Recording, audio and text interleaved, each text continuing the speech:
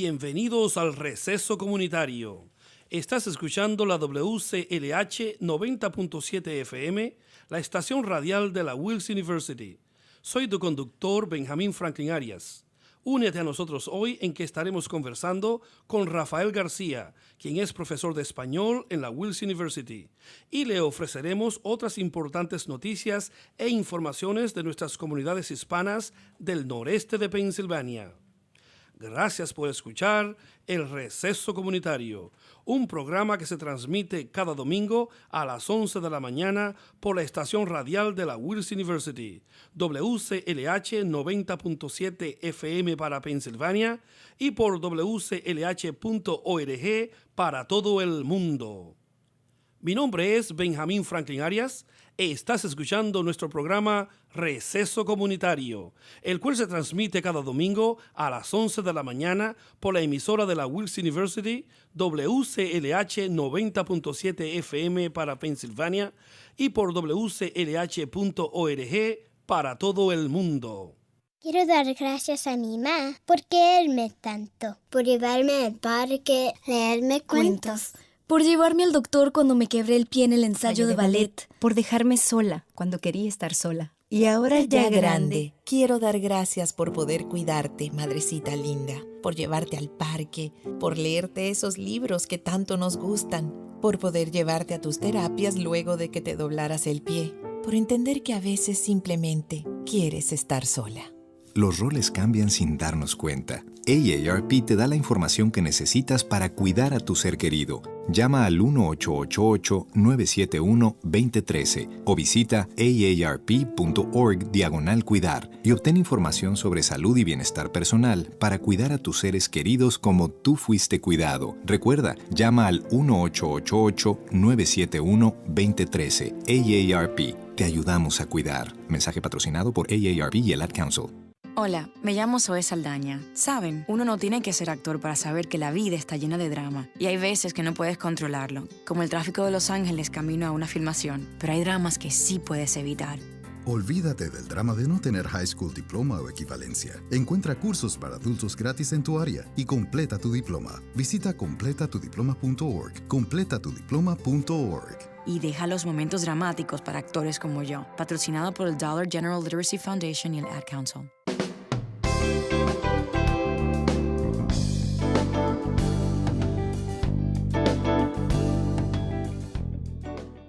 Seguimos con el Receso Comunitario por la WCLH 90.7 FM. En el programa de hoy tenemos con nosotros al invitado Rafael García, profesor de español en la Wills University, quien nos hablará sobre su vida, sobre su profesión como educador, sobre sus planes futuros, entre otros temas más. Sigue escuchando el Receso Comunitario.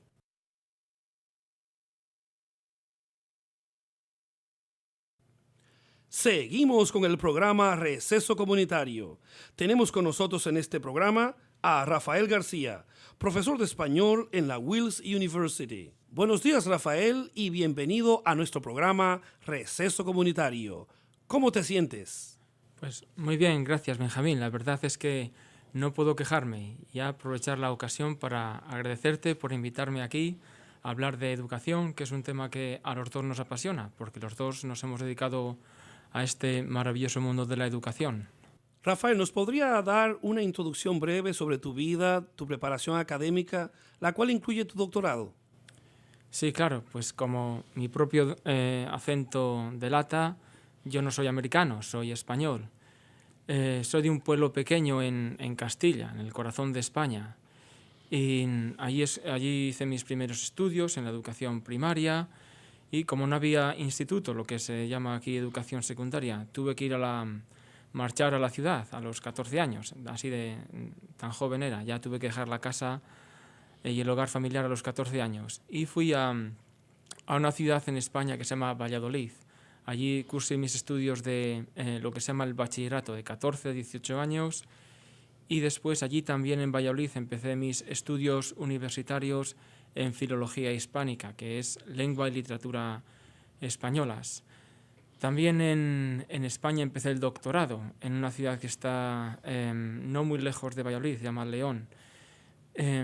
pero me concedieron una beca para estudiar en Estados Unidos, porque entre mi universidad y la Universidad de Cincinnati, en Ohio, había unas relaciones no oficiales, pero sí oficiosas.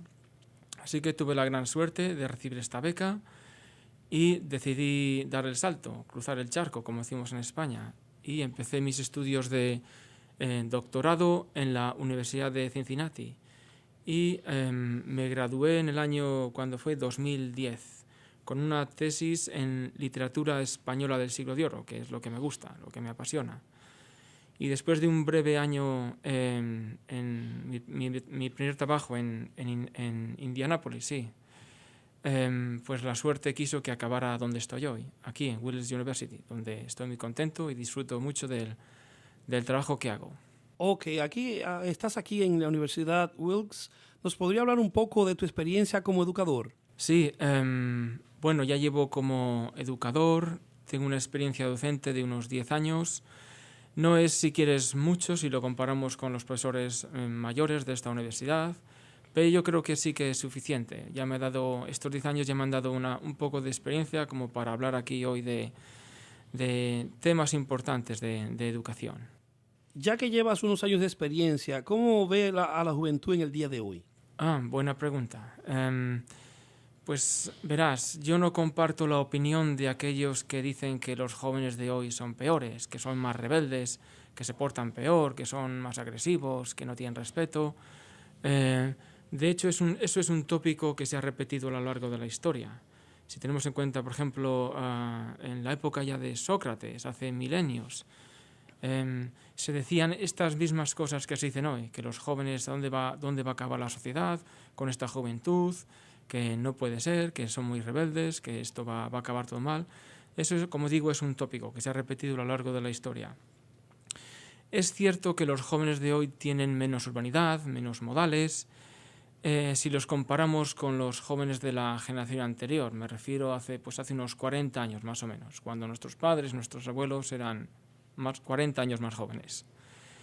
Pero no es cierto que los jóvenes de hoy sean más rebeldes. De hecho, lo normal es que el joven sea por lo menos un poco rebelde por naturaleza.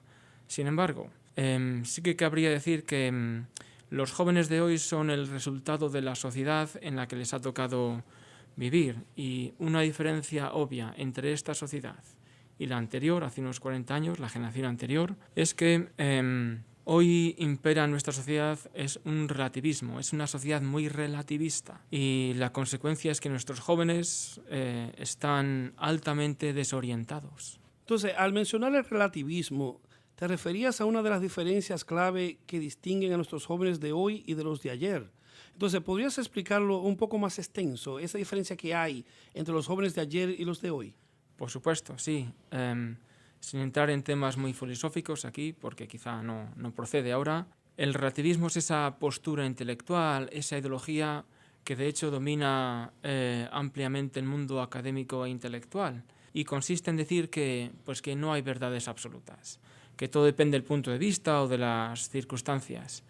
De hecho, el joven de hoy, si no me equivoco, aunque él mismo no sepa verbalizarlo o expresarlo con palabras, pues siente que la diferencia entre lo que está bien y lo que está mal muchas veces es una cuestión cambiante, algo impreciso que depende del momento, de las circunstancias. Sin embargo, los jóvenes, por naturaleza, no pueden evitar buscar modelos a los que imitar o ideales a los que aferrarse, y muy frecuentemente pues los buscan en el lugar equivocado, y las consecuencias son penosas. Por ejemplo, te voy a dar dos ejemplos. El aborto y el matrimonio homosexual son dos ejemplos claros de este relativismo hoy en la sociedad. Antes los valores estaban más claros, sin embargo, esto hoy se discute y se pone en tela de juicio. Entonces, ¿y cómo podrían los padres contrarrestar la presión de una sociedad relativista? Pues vamos a ver. Yo creo que en primer lugar los jóvenes necesitan saber el límite entre el bien y el mal, qué es lo que está bien y qué es lo que está mal, porque hay cosas que objetivamente están mal y punto, y cosas que objetivamente están bien. Pero decirles solamente lo que está bien y lo que está mal, eso no es suficiente. Hace falta también explicarles y darles razones, argumentos, por qué las cosas son de esta manera y no de otra. Pues eso, de hecho muchas veces los jóvenes se rebelan contra lo que dicen los padres porque están como poniendo a prueba esos valores que sus padres tratan de transmitirles. Por eso es importante dar explicaciones, dar razones. O sea, ya no le sirve a un joven de estas edades, de adolescente, incluso un poco más mayor, que le digas como cuando era niño: haz esto, hijo, porque yo soy tu padre y te lo mando. No, a estas edades ya hay que dar razones. Hay que apelar a su razón, que ya la tienen y bien desarrollada. Y esto, digo, es fundamental. O sea, hay que dar razones, argumentos de los principios morales que los padres quieran transmitir. Porque si los padres no hacen esto, muy probablemente, si no les dan esta dirección moral, muy probablemente los jóvenes serán víctimas de la moda o del consumismo, de lo que está en boga, de la presión social, de lo que impongan sus amigos, del qué dirán, etc. Entonces, los padres deben tender hacia este fin, a forjar virtudes recias, la virtud de la recidumbre, de la fortaleza. Y yo diría que a partir de la pubertad, la función del padre es especialmente importante. Por supuesto, padre y madre deben trabajar en equipo y cooperar los dos, pero yo diría que a partir de la pubertad, la figura del padre es especialmente importante para que el hijo aprenda estas virtudes recias que le serán muy necesarias en la vida, sobre todo en esta época en la que los valores morales pues, no se aprenden como por ósmosis, como antiguamente. Sí, pero vemos que los padres quieren dar un tipo de educación, pero los jóvenes de hoy en día dirían, bueno, pero ya en estos días las cosas son diferentes, ya no son como en la época de ustedes, los padres, que hacían las cosas de una manera, pero que hoy en día hay más libertad para hacer las cosas. ¿Qué usted opina en ese sentido? ¿Cree que los padres deben imponer a los jóvenes de hoy la forma en que ellos hacían sus cosas antes? Sí, entiendo, es lógica, esa pregunta es muy lógica. Por eso digo que cuando un padre da un consejo o impone un valor moral, tiene que ir acompañado de una explicación. Mira, esto se hace así por esta razón y por la otra. Y es verdad que muchas cosas cambian con la época. Qué sé yo, por ejemplo, hace 60 años las mujeres no vestían con pantalones, no llevan pantalones, ahora sí. Pues son cosas de costumbres que cambian con el tiempo. Pero hay valores que sí que son permanentes, que sí que son eternos y que valen hoy, ahora y siempre. Y esos son los que los padres deben enseñar, porque ahí afuera no los van a aprender y en la escuela seguramente tampoco. Aunque el joven se rebele, no importa. Aunque parezca que no escucha, el joven no importa. Siempre escucha y lo que diga un padre queda grabado a fuego en el corazón de los hijos. O sea que podemos ver que esto es un reto. Entonces, ¿cómo podrían los padres prepararse para este reto de educar a los hijos en la adolescencia, cuando los jóvenes tienen tantos cambios en su vida? Bien, pues bueno, tengo que empezar diciendo que yo mismo no soy padre, así que lo que puedo decir aquí, lo que puedo comentar es lo que he visto hacer a otros padres y otros padres con éxito, que han tenido éxito en la educación de sus hijos. Y yo diría que en primer lugar los padres han de informarse bien y eso no siempre es fácil. Pero seguramente todos los padres o todos conocemos a alguien en el círculo de amistades nuestras, alguien que sea especialmente sabio, que tenga autoridad. A ese se puede acudir a esa persona y preguntarle. Puede ser, no lo sé, un sacerdote o un pastor o un amigo o un profesor que conozca, alguien a quien acudir y preguntarle, porque hay que informarse. También es necesario que los padres lean, que hay muy buenos libros por ahí, que pueden informar muy bien.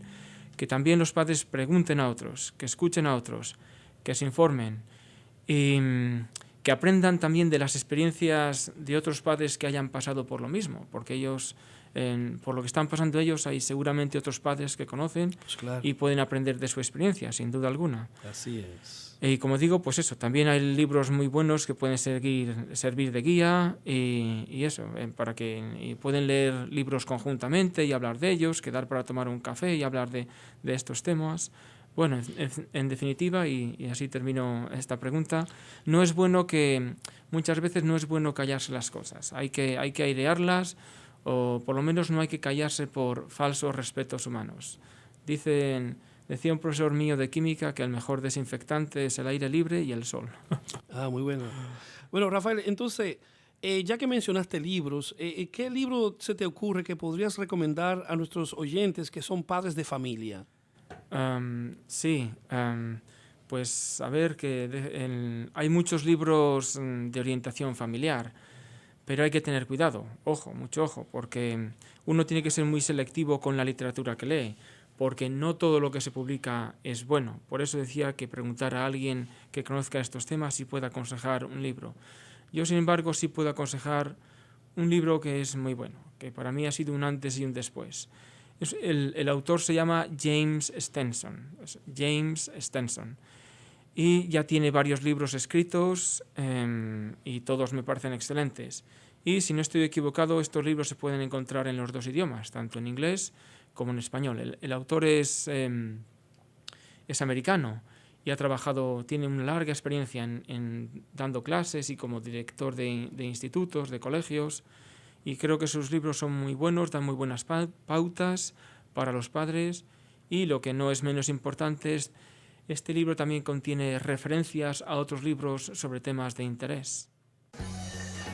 Atención hombres, menores de 35 años. ¿Sabes lo que realmente impresiona a las chicas? Cuando te tomas unos tragos, manejas el auto y luego te detienen por manejar tomado. Eso podría costarte unos $10,000 en multas, gastos legales y el aumento de las tarifas del seguro.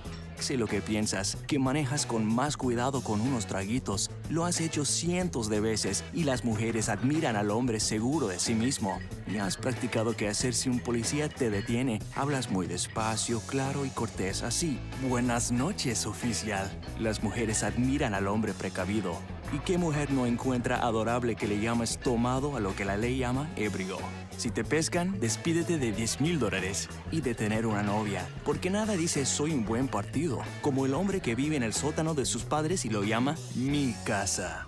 Tomado, arrestado y quebrado. Si manejas tomado, manejas borracho. Un mensaje de la National Highway Traffic Safety Administration y el Ad Council.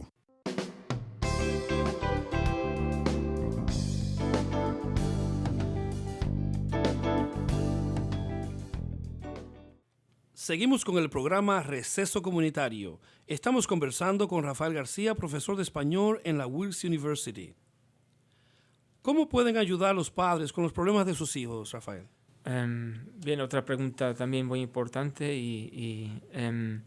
¿Cómo pueden ayudar los padres con los problemas de los hijos? Pues verás, la mejor medicina es, sin duda alguna, como es sabido, la medicina preventiva.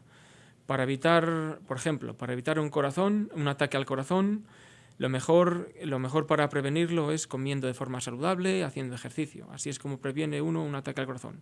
Tomar medidas antes, con anterioridad. Pues de la misma manera, para ayudar a los jóvenes a resolver los problemas propios de esa edad, hay que tomar cartas en el asunto antes. Esos problemas se resuelven antes de que lleguen. Hay que saber prevenirlos y tomar medidas antes. Quizá algunos padres sienten que ya sus hijos están muy crecidos y que ya son mayores y que es demasiado tarde. No, nunca es demasiado tarde para empezar a hacer las cosas bien. Y pues eso, muchas veces acontece que de un mal se puede sacar un gran bien. Con esto quiero decir que a veces, de hecho yo he sido testigo de esto, un accidente o un gran mal o un daño que le pueda suceder a un hijo, un problema serio con un hijo, ha sido la causa para que padres se hayan replanteado algunas cosas sobre cómo educar a sus hijos. Es decir, que del mal también se puede sacar bien. Así es. Entonces, cuando tú dices que debemos tomar cartas en el asunto antes y resolver los problemas antes de que lleguen, ¿podrías aclarar un poco más esa parte? Sí, es verdad, esto conviene explicarlo con más detalle. Bueno, me refería a un aspecto bien sencillo y claro de entender, y es que hace falta un plan a largo plazo. Es decir, los padres deben tener una idea clara de lo que quieren que sus hijos lleguen a ser y actuar en consecuencia. También quiero dejar claro desde el principio que Son los padres los que tienen la competencia exclusiva en la educación de los hijos. Son los padres los que están encargados, en primer lugar, de la educación de los hijos. Y nadie tiene derecho a inmiscuirse, ni agentes externos, ni instituciones, imponiendo criterios externos. Son los padres los que tienen la responsabilidad total. Y aquí, como digo, no caben ni componendas, ni apocamientos, por muy confusas y permisivas que puedan ser las tradiciones o costumbres modernas de hoy día. Entonces, como iba diciendo, los padres deben tener claro la idea de persona que quieren que su hijo llegue a ser. Y no solo eso, también deben decírselo, y decírselo claramente. Y si es posible en momentos de calma, en momentos de conversación, en calma. Y como decía anteriormente, esas palabras dichas por un padre, una madre, siempre quedan grabados en el disco duro del ordenador del hijo, en su corazón. Esas palabras no se olvidan nunca, aunque incluso cuando sean ancianos, seguirán diciendo, pues yo recuerdo que mi padre me dijo esto y me enseñó esto, y qué razón tenía el bueno de mi padre. Y madre también, por supuesto. Cada uno aporta una cosa. Padre y madre, eso, tienen cada uno su papel y son papeles complementarios. ¿Qué más podría comentar? Pues eso, que todo hijo ya de por sí tiene un deseo natural de honrar y tiene un deseo también natural de ser querido por sus padres. Y creo que una de las cosas, o lo mejor que pueden hacer los padres por sus hijos, es dotarles de estas normas y valores que les servirán ahora y siempre para salir adelante en la vida, para ser hombres muy hombres y mujeres muy mujeres, hombres cabales y mujeres cabales también. Y como digo, estas explicaciones es mejor que esta transmisión de valores y de virtudes es mejor que vayan acompañadas, por supuesto, del ejemplo. El ejemplo siempre debe estar ahí, pero también de esa explicación, porque los jóvenes son siempre filósofos y preguntan, y es bueno que acompañar en la transmisión de los valores con las pertinentes explicaciones. Y, por ejemplo, es bueno que cuando estas normas no se cumplen, que haya castigo. ¿Por qué es importante el castigo? O sea, el castigo no debe ser nunca algo teórico o algo así como flotando en el aire. Si el castigo debe estar ahí, porque el hijo, a través del castigo, cumpliendo el castigo, es como madura y de esa forma aprende que las acciones tienen consecuencias. Y esto lo tiene que aprender en esta edad, en la adolescencia, que las acciones tienen consecuencias. Si hacen algo malo y no pasa nada y los padres cargan toda la responsabilidad, eso no sería una buena educación. Así que el castigo contribuye a eso, a que el joven aprenda que las acciones tienen sus consecuencias. Y os sorprende, a mí no deja de sorprenderme al menos, que el joven siempre tiene un alto sentido de justicia. O sea, él sabe que ha hecho algo mal y que merece un castigo por ello. Pero cuando dices castigo, ¿te refieres a algo físico o que le prohíban hacer algo o que no le den algo que deseen? ¿Qué tipo de castigo te refieres? Buena pregunta. Bueno, el castigo físico, eso lo dejo a la libre decisión de los padres. Por ejemplo, puedo hablar de mi propia experiencia y sí, a veces he recibido un castigo físico que ha sido pues un tortazo y no pasa nada. Eso no crea ningún trauma a los hijos. Todos sabemos el límite entre un castigo físico muy severo y no muy severo. Así que, pero bueno, eso lo dejo más bien a la decisión de los padres. Porque claro, hay que tener en cuenta que hoy la sociedad trata a los adolescentes, a los jóvenes, como si fueran niños. De hecho, parece hoy que la adolescencia llega hasta los 28, nada menos. ¿Y qué error más grave es ese? ¿Y qué caras se pagan las consecuencias a veces de esta visión tan infantilista de nuestros jóvenes? Cuando en realidad un joven ya adolescente tiene la capacidad, la madurez, el desarrollo físico para portarse como un adulto. Y como a un joven adulto hay que tratarle y hay que exigirle como tal. Ok, Rafael, ¿qué otras diferencias importantes distinguen a nuestros jóvenes de hoy? ¿Crees que son diferentes a los jóvenes del ayer, de muchos años atrás? Mira, hay una diferencia importante que sí que me gustaría comentar.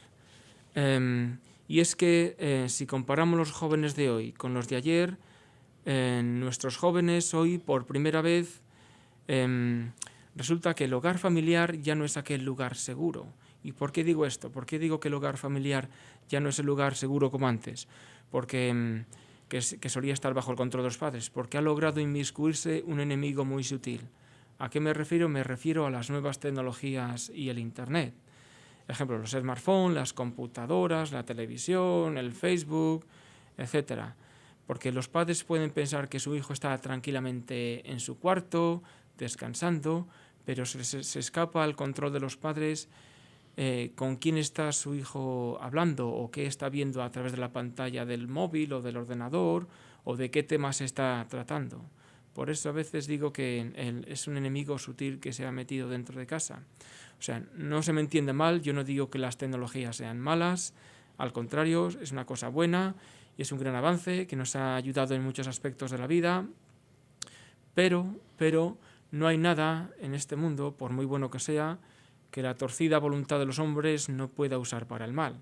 Y desgraciadamente eso pasa con el Internet, en el que hay muchos contenidos inmorales o nocivos y están ahí al acceso de cualquiera. De hecho, acceder a esos contenidos en Internet es demasiado fácil, diría yo. Por eso los padres, deben ser especialmente vigilantes en cuanto al uso que sus hijos hacen de Internet.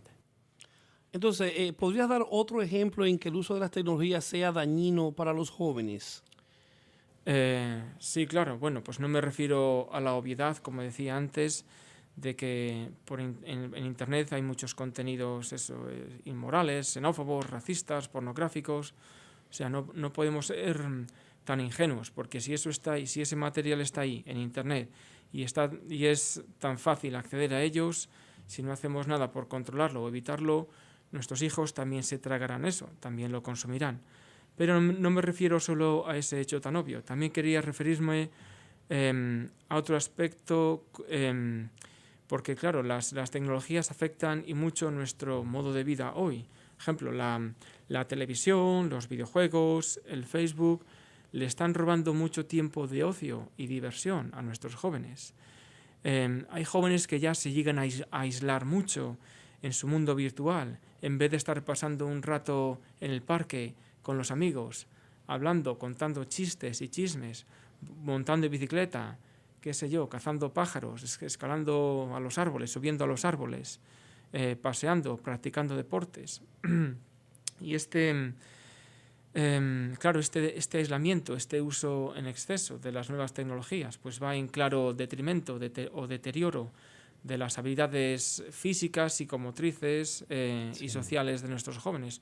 Por eso hoy, más que nunca, tenemos tantos jóvenes con problemas ¿Físicos? Problemas físicos, bueno, sí, claro, porque si no estás haciendo deporte, pues no desarrollas. Okay.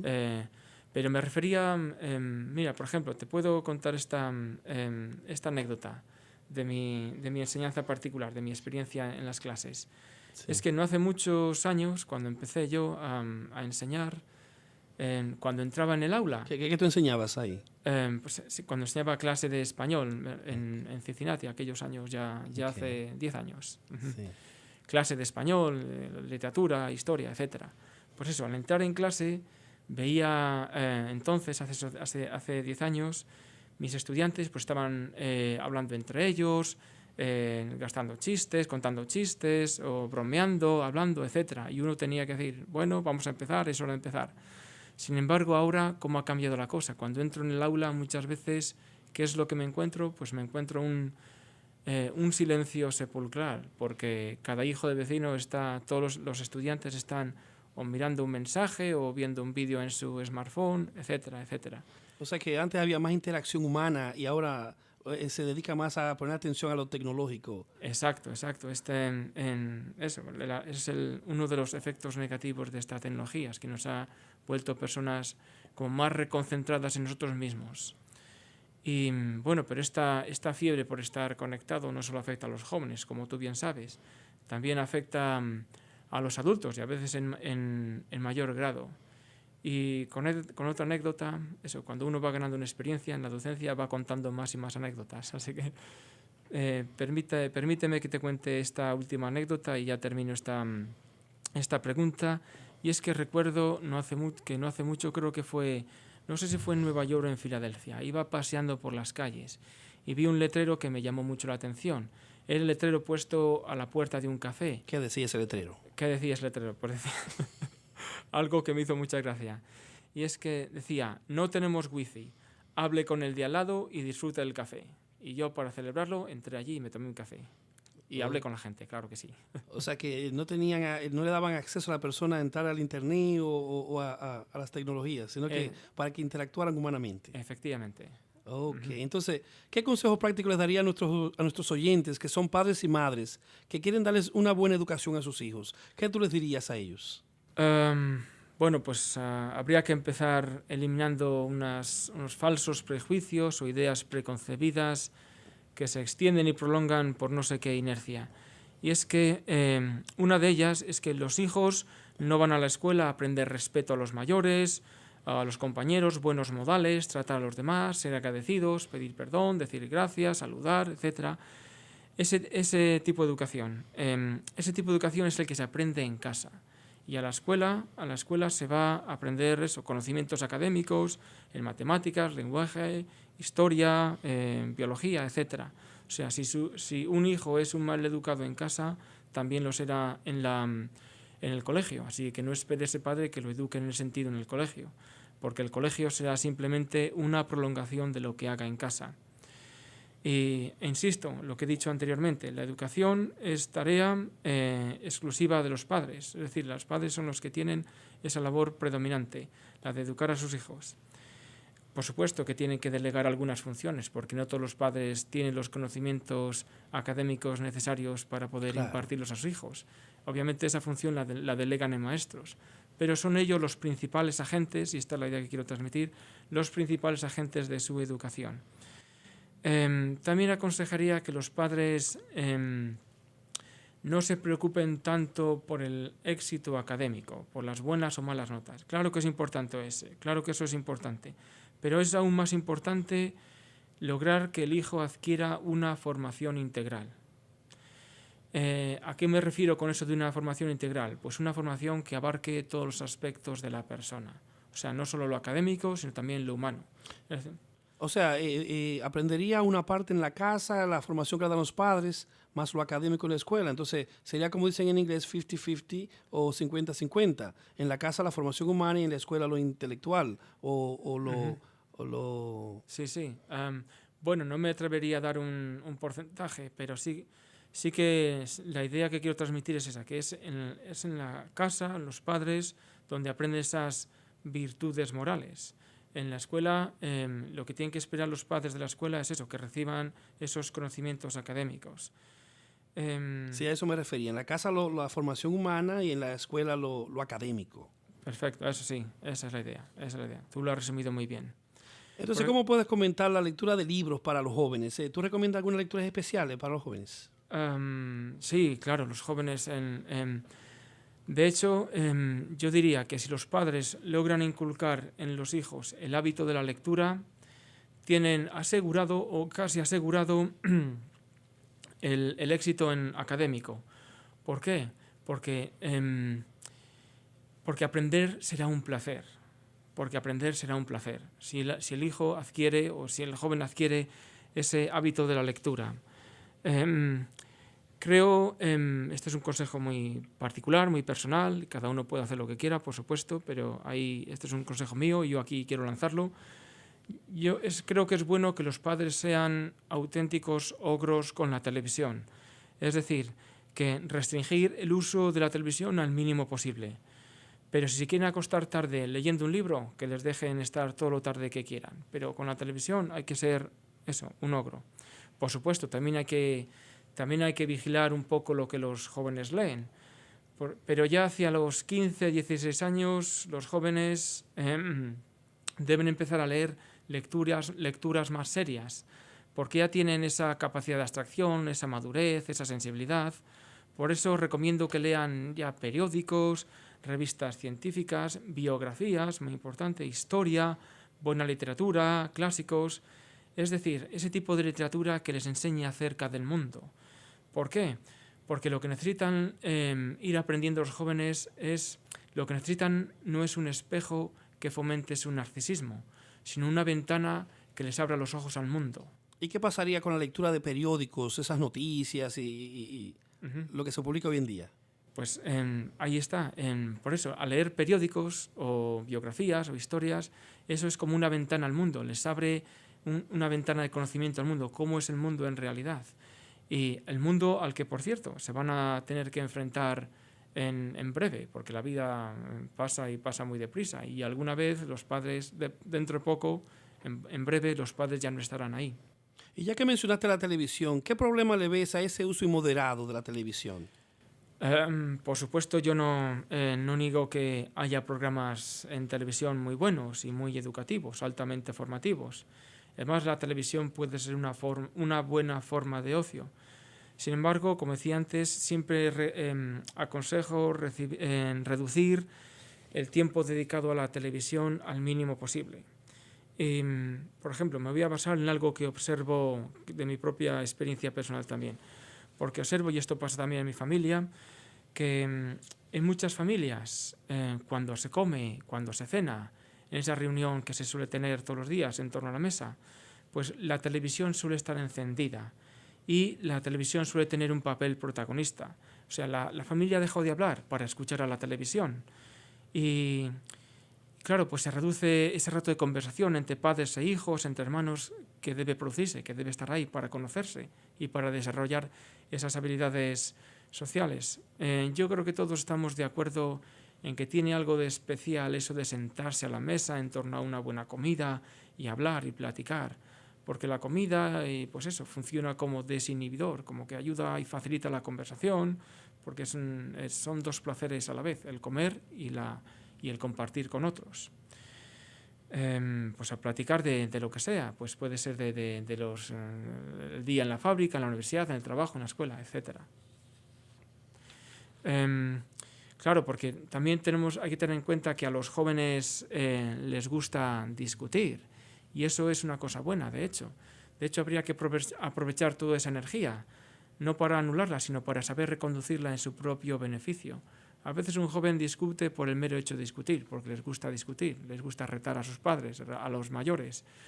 Y, como digo, eso se puede aprovechar en su propio beneficio, suscitando temas de interés o de actualidad. Y así, un joven, con estos ratos de conversación diarios en casa, pues logra desarrollar habilidades sociales, mayor capacidad crítica, mayor capacidad de escucha, serán más sensibles a los demás. O sea, con esta pequeña costumbre en casa a diario se puede ganar mucho. Te pondrán a prueba, te llevarán hasta el límite, porque así son los niños, siempre jugando y llamando la atención. Pero el auto es tu territorio, no el de ellos. Defiéndelo. Déjale saber quién está en control. ¿Quién paga las facturas? ¿Quién lo lava? ¿Quién lo maneja? ¿Quién se encarga del seguro? Tú. Aquí, tu palabra es la ley.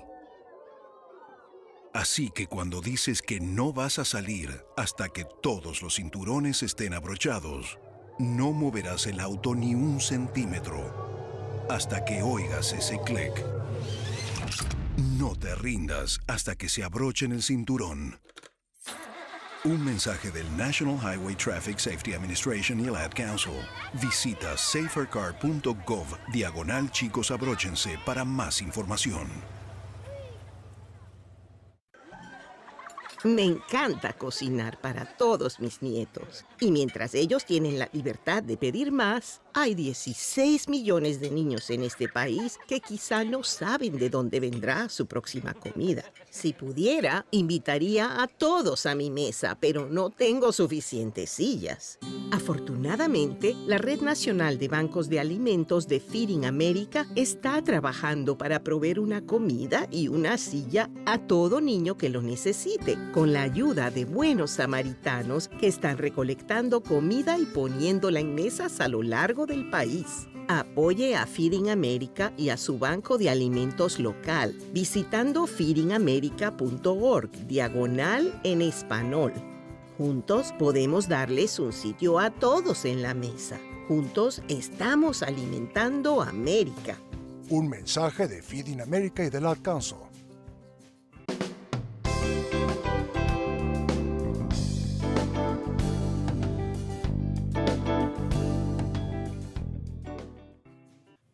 Seguimos con el programa Receso Comunitario. Estamos conversando con Rafael García en el día de hoy, profesor de español de la Wills University. Seguimos con más preguntas para Rafael. Rafael, ¿cómo les podría ayudar a los jóvenes el fortalecer su carácter? Fortalecer el carácter, muy bien, porque como hablábamos antes, de eso se trata, de crear en los jóvenes eso, un carácter y un carácter fuerte, para que no sean víctimas de una sociedad que les diga lo que tengan que hacer. Pues yo creo que se ayuda mucho a los jóvenes cuando se les ayuda a salir de sí mismos. Los jóvenes a estas edades, cuando digo jóvenes me refiero a adolescentes y un poco mayores, ya también edades universitarias, pues están experimentando muchos cambios y cambios que a veces suceden muy deprisa. Y lo que caracteriza a los jóvenes es quizá la incertidumbre. ¿Qué será de mí? Etcétera. Todo este tipo de preguntas que ellos se hacen. Y de por sí los jóvenes son bastante inseguros. Es en estas edades cuando están forjando su carácter. Por eso hay que ayudarles a salir un poco de sí mismos. Que no se preocupen tanto por sí mismos. Que sus problemas sí tienen importancia, pero es una importancia muy relativa. Y bueno, pues haciendo labores de casa o pasando mucho tiempo con ellos. De hecho, esto creo que es muy importante. Que los padres pasen mucho tiempo con sus hijos. Que hay una comunicación continua entre padres e hijos. Ya te digo, haciendo lo que sea, no solo en torno a la mesa, sino haciendo labores, o yendo de compras, excursiones, etcétera. Porque para amarse, como dice el refrán, para amarse hay que rozarse, para amarse hay que rozarse, el roce hace el cariño. Y cuando un hijo se siente querido, entonces también se siente fuerte. Y hay que darles responsabilidades, porque no son niños, son jóvenes, son adultos jóvenes, y ya tienen capacidad para asumir ciertas responsabilidades y exigírselas. Sí, tú estás hablando del hogar también, pero que los padres podrían decir a los jóvenes que también se preocupen por la comunidad, que hagan algo por la comunidad. Por supuesto, eso es. De hecho, mira, eso me parece una excelente idea para que salgan de sí mismos, porque haciendo algo por la comunidad conocen a más gente, tienen que socializar más, tienen que conocer a otros. Entonces, ¿cómo podrías contarnos alguna anécdota personal que ilustre lo que es para ti un buen educador? ¿Cómo tú definirías eso? De nuevo me basaré en mi experiencia personal de vida, porque yo he tenido la gran suerte de contar con grandes educadores, empezando por mis propios padres. Por ejemplo, mi padre, aunque no es una persona versada en filosofía o estudios, sin embargo, su ejemplo de vida, su vida entregada y de trabajo, pues habla de forma más elocuente que 50 cicerones.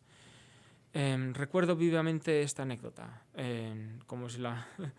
Cuando tenía 15 años, yo estaba en un colegio en Valladolid. Todos los meses de mayo había una reunión con los padres, profesores y padres. Era un día que se pasábamos todos juntos, en familia, y los profesores invitaban a los padres y pasábamos el día, como digo, pues eso, celebrándolo juntos. Había comida, etcétera. Pero al principio de la jornada el director daba un pequeño discurso. Y este director, que es el que pongo yo aquí como ejemplo de buen educador, dijo algo que nos sorprendió a todos, y creo que en particular a los padres allí presentes. Porque este educador, el director del colegio, dijo: vosotros, padres, no queréis que vuestros hijos saquen buenas notas, para que tengan en el futuro un buen trabajo y ganen mucho dinero. Vosotros queréis que vuestros hijos sean felices. Y para eso estamos nosotros aquí, para cooperar con vosotros, para darles a vuestros hijos esa formación integral. Eso, formación integral, una formación que abarque todos los aspectos de la persona, como decíamos antes, no solo lo académico, sino también lo personal, valores y virtudes. Y las virtudes se adquieren con la práctica de los buenos hábitos de forma continuada. O sea, no solamente que saquen una buena calificación, sino que sean felices, pero también tienen que preocuparse por lo académico, ¿no, verdad? Por supuesto, claro que sí, que lo académico es muy importante, pero hay que darle a las cosas su debida importancia. Lo académico es muy importante, sí, hay que aprobar, hay que sacar buenas notas para seguir avanzando y tener una profesión que a uno guste en el futuro. Pero eso no es lo más importante. Porque, por ejemplo, si un joven puede sacar muy buenas notas, puede tener un éxito académico considerable, pero si no sabe ser buen compañero, si luego en el trabajo murmura o habla mal de los demás o no es leal, no solo le irá mal en el trabajo a la larga, sino también en la vida personal. Y al contrario también sucede lo mismo. Puede ser que hay veces pues, que vienen crisis económicas. Hace unos años tuvimos una importante, pero si una persona está formada en valores y en virtudes, en esa recidumbre, en esa fortaleza, pues venga lo que venga, sabrá salir adelante. O sea que esa sería una base, una roca en la vida de ellos. Por supuesto, por eso decía que lo que decía ese director de mi colegio hace años sigue teniendo validez hoy. Es que a veces los padres, y esta es una idea que quiero transmitir aquí, se preocupan demasiado por el éxito académico y no tanto por la formación como personas, sus valores, etcétera, que tienen que tener esa idea clara en mente. A ver, yo cómo quiero que sea mi hijo, qué tipo de hombre quiero que sea o qué tipo de mujer. ¿Y tú crees que hay riesgos en la educación media y superior hoy en día? Los riesgos en la educación media y superior, desde un punto de vista académico, sí que te puedo comentar algo. Y es que hoy creo que tendemos a una visión muy utilitarista de la educación. ¿A qué me refiero con esto de utilitarista? Es decir, parece que la tendencia de nuestros centros educativos, universidades, etcétera, es a crear gente muy capacitada para hacer un trabajo práctico, específico, muy concreto, pero no salen formados en sabiduría. ¿Qué quiero decir por sabiduría? Pues son esos conocimientos que te ayudan a dar respuesta a las preguntas fundamentales de la vida. ¿Para qué estoy aquí? ¿Para qué el sufrimiento? ¿De dónde vengo? ¿Quién soy? Y no solo eso, pues también esa sabiduría también te da capacidad crítica, pues para entender el mundo, para desarrollar un criterio propio, para no ser víctima de las modas. En definitiva, que se trata de dar esa formación integral de la que vengo aquí hablando en esta entrevista. Bueno, Rafael, sabemos que eres maestro de español aquí en la Universidad Wilkes y de otras asignaturas relacionadas con la literatura española, pero nos gustaría saber también que compartas con nosotros sobre tus planes futuros. ¿Qué otros planes tienes en tu vida? Bueno, pues de momento estoy muy contento donde estoy, haciendo lo que hago, y mis planes para el futuro son eso, seguir dando clases de español y ser cada día mejor profesor. También tengo otros proyectos en mente, por ejemplo, escribir libros, artículos, viajar más, establecer más programas de intercambio entre universidades, por ejemplo, en España y mi país y Estados Unidos. De hecho, esto es algo que está ahora bastante de moda. Yo creo que es una buena oportunidad para los estudiantes que viajen al extranjero, que conozcan otras culturas. Bueno, pues esos son más o menos un poco mis planes para el futuro. Perfecto, muchos planes interesantes. Entonces, para concluir, ¿deseas dejar algunas palabras finales para nuestros oyentes? Sí, pues simplemente quería repetir otra vez la idea general que he querido transmitir aquí en esta entrevista. Y es que, dado que vivimos en una sociedad muy relativista, donde reina la confusión, pues cada uno piensa, los valores morales están un poco confusos.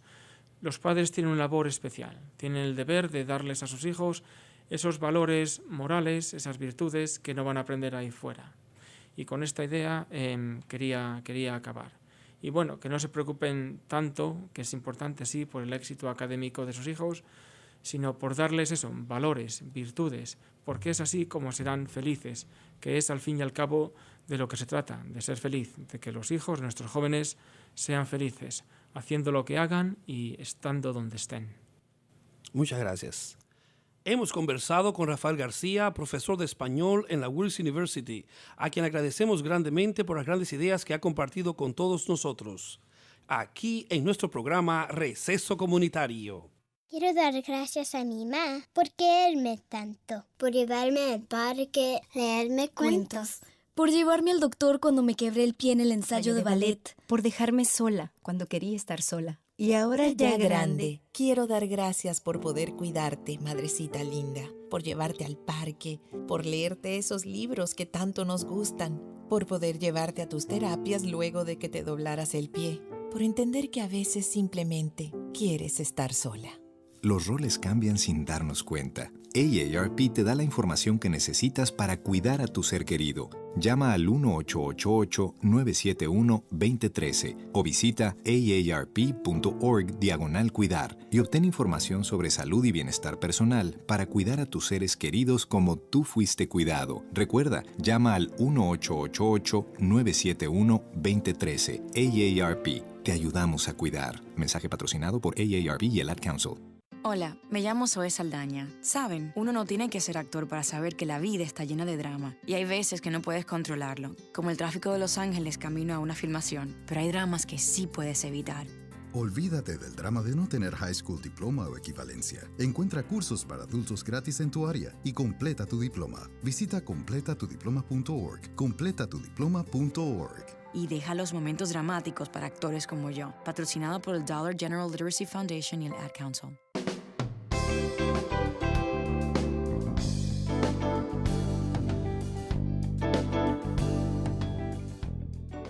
Agradecemos a todos ustedes por escuchar nuestro programa Receso Comunitario. En los próximos programas entrevistaremos a otras reconocidas personas y hablaremos sobre otros temas importantes y les traeremos las noticias e informaciones importantes de nuestras comunidades hispanas del noreste de Pensilvania. Escúchanos cada domingo a las 11 de la mañana por la emisora de la Wills University, WCLH 90.7 FM para Pensilvania y por la WCLH.org para todo el mundo. Hasta el próximo programa del Receso Comunitario, con quien te habla tu conductor Benjamín Franklin Arias.